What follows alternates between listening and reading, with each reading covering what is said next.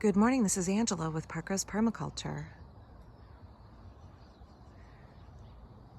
This is the perfect time of year to step outside in the garden and look at how our fruit trees in the genus Prunus behave in the spring.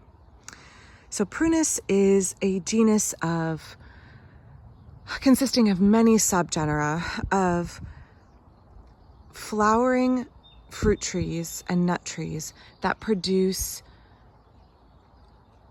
what are called drupes, which is a stone fruit, essentially. It's a fruit with a fleshy mesocarp and one hard seed in the middle. So apricots, peaches, plums, cherries, all stone fruit, all in the genus Prunus. Also almonds. So when we're looking at these trees, we can learn a lot about how we want to train them and prune them, and a lot about their behavior and their needs by looking at them as they flower in the spring. So let me step back. This is a Stanley plum tree, which you can check out my video here on Stanley plums. Great late season plum.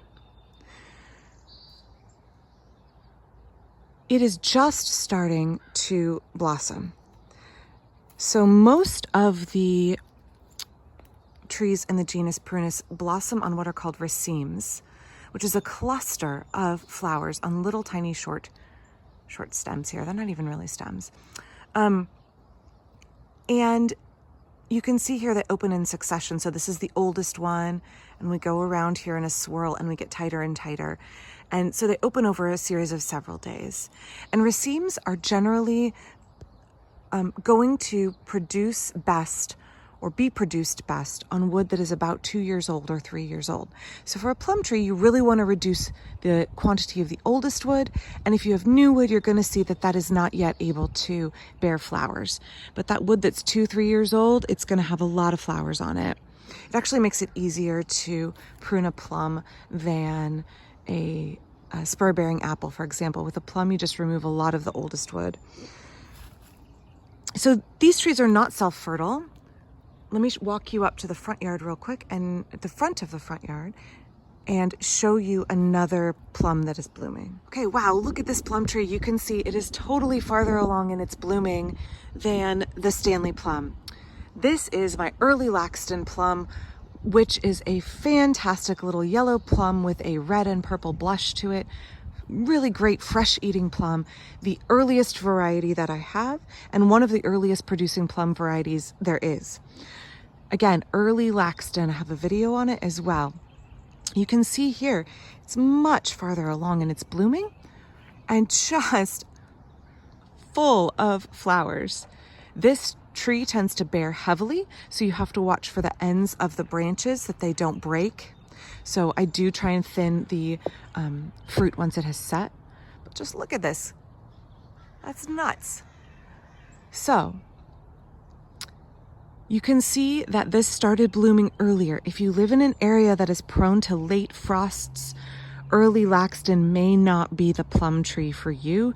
You may lose your crop. So this either needs to be grown in a sheltered location, or you need somewhere that doesn't have late frosts that will damage the blossoms, because it blooms probably about a week and a half earlier than any of my other plums.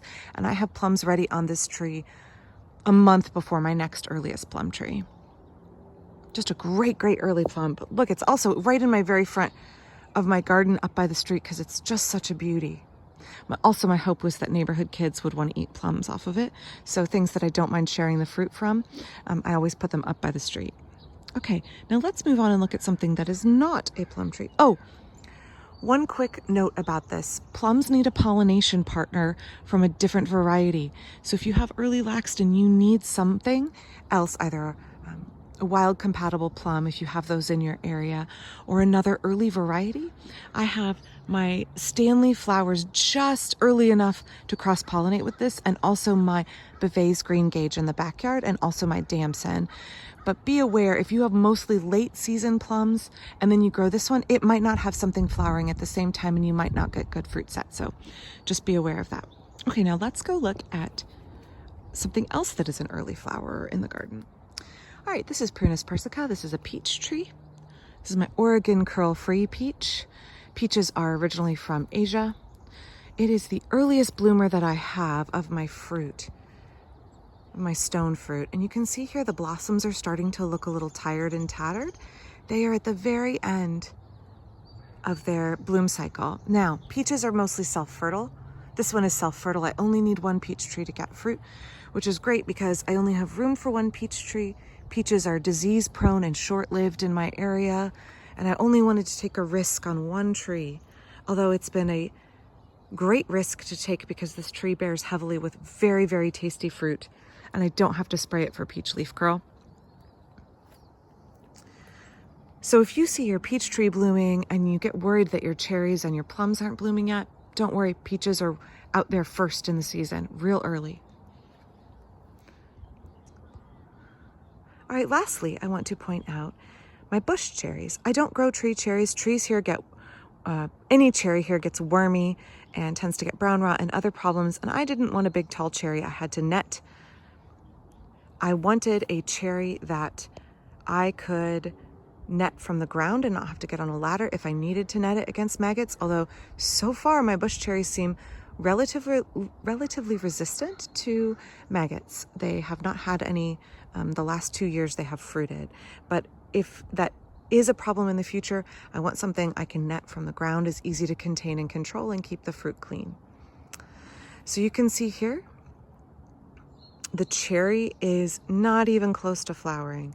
Now, out in Portland, the sakura, which are the flowering cherries, are at the peak of their bloom right now. But these fruiting cherries are not there yet. Just be patient. You can see they're going to have lots and lots and lots and lots and lots of flowers very shortly. This does need a pollination partner. I have 2, Romeo and Juliet. Both of them very tasty. Technically a sour cherry, but they are great for fresh eating.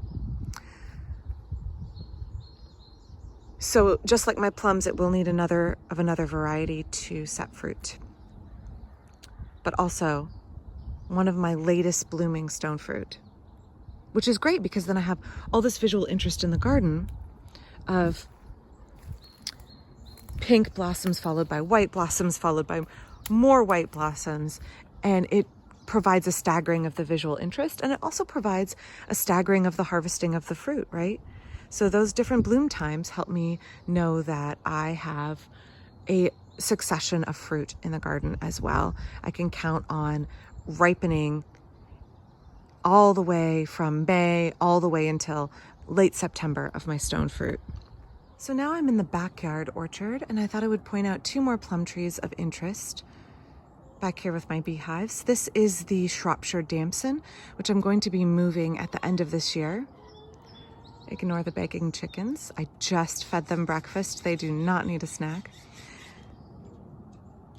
So Shropshire Damson, this is going to be a huge project when I go to move this at the end of the year, but it needs to be done. It needs to go in a different place. This is a plum tree that if you put it in, please don't be discouraged if it doesn't flower and fruit well the first several years. It's a slow grower and it is slow to mature. And it's okay, it will get there eventually. Eventually you'll have a good crop of damsons. But it also can be a pollination partner for my early Laxton in the front yard because it does bloom at the same time. I don't know if you can see my gummy berry behind it has a male Anna's hummingbird that was feeding in it. Gummy berries are a wonderful early source of nectar for bees and for hummingbirds alike. Okay, let's look at my last plum tree that I would like to share. I have others, but we'll just touch on one. So here is my Beauvais Green Gage plum. I have spoken about it before extensively. This is a good example of how when your plum tree is overly shaded from this contorted mulberry and my neighbor's house, it doesn't flower well. So your plum trees really need full sun. I hadn't thought when I put this in here that the mulberry would get quite so large, and this corner of the tree just doesn't flower because it's too shaded, but the rest that gets plenty of sun flowers great for this variety, which generally flowers lightly. Also, this is a good time to look at, see all of this vigorous new growth that came up here that I didn't get around to pruning. I did actually prune this tree pretty heavily in the fall. I don't prune my stone fruit in wet weather because particularly plums and peaches and apricots here are prone to bacterial canker, which is more easily spread in wet weather. So I didn't get around to removing these new stalks. And this is where you can see these shoots up here. Plums can be very vigorous in their new growth. None of that is flowering.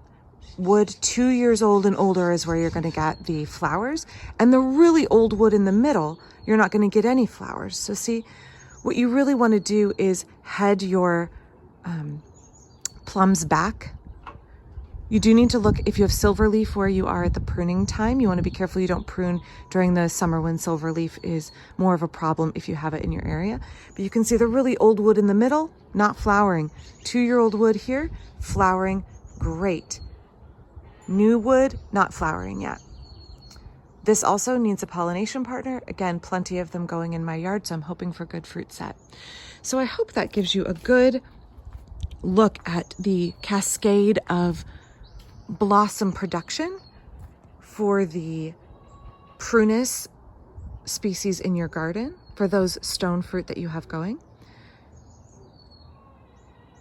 Help you learn a little bit more about how the plant behaves and what it needs. If you watch it at all times of the year, the plant will speak to you. It will teach you about its needs and its habits and how you can best create a situation in which it is going to thrive. So thanks for watching. I'll be back soon, hopefully showing you lots and lots of fruit set.